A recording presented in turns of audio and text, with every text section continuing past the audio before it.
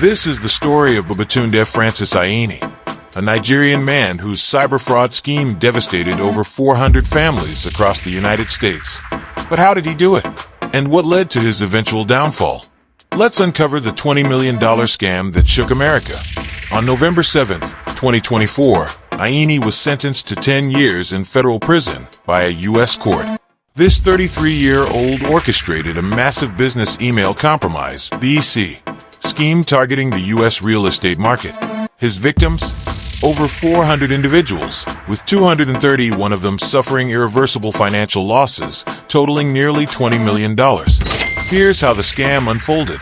Babatunde Francis Aini's fraud scheme revolved around business email compromise (BC), a type of cybercrime that targets businesses and individuals conducting financial transactions.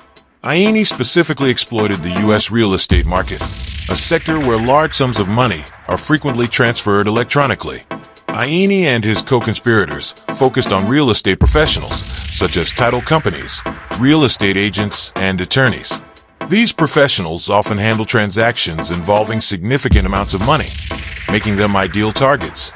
Phishing campaigns. Aini's team crafted emails embedded with malicious links or attachments.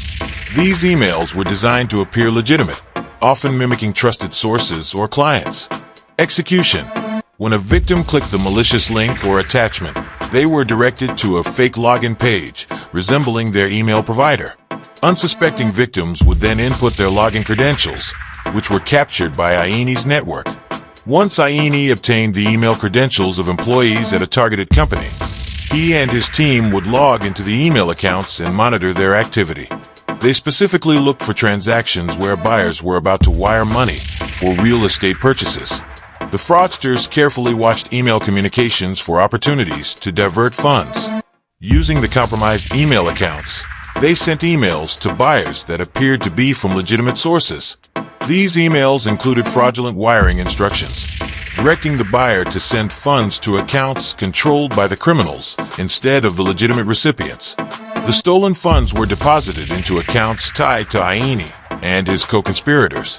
From there, the money was likely moved through multiple accounts or converted into other assets to make it harder to trace.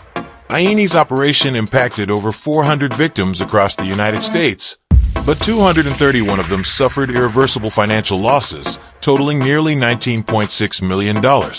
The phishing scheme targeted high-value transactions, often involving down payments for homes, causing both financial and emotional devastation for the victims. Two of his accomplices, Faiseo Ogunsanwo and Yusuf Lasisi, remain at large and are believed to be outside the United States. Aini's scheme is a stark reminder of the vulnerabilities in digital communication systems, especially in sectors like real estate, where large transactions are common. Aini operated out of the United Kingdom and collaborated with accomplices in Nigeria and the United Arab Emirates. Despite his international connections, U.S. law enforcement, led by the FBI, tracked him down. In April 2024, he pleaded guilty to conspiracy to commit wire fraud. But his capture is just the beginning. Two of his accomplices, Faiseo Ogunsanwo and Yusuf Lasisi, remain at large, and the FBI is actively seeking their extradition. This case is a stark reminder of the dangers of cyber fraud. It's not just about money. It's about lives turned upside down by criminals hiding behind keyboards. But justice prevailed. Babatunde Aini's story ends behind bars, where he'll spend the next decade reflecting on the lives he destroyed. Stay vigilant online. If you or someone you know has been a victim of fraud, report it to authorities. Together, we can fight back against cybercrime.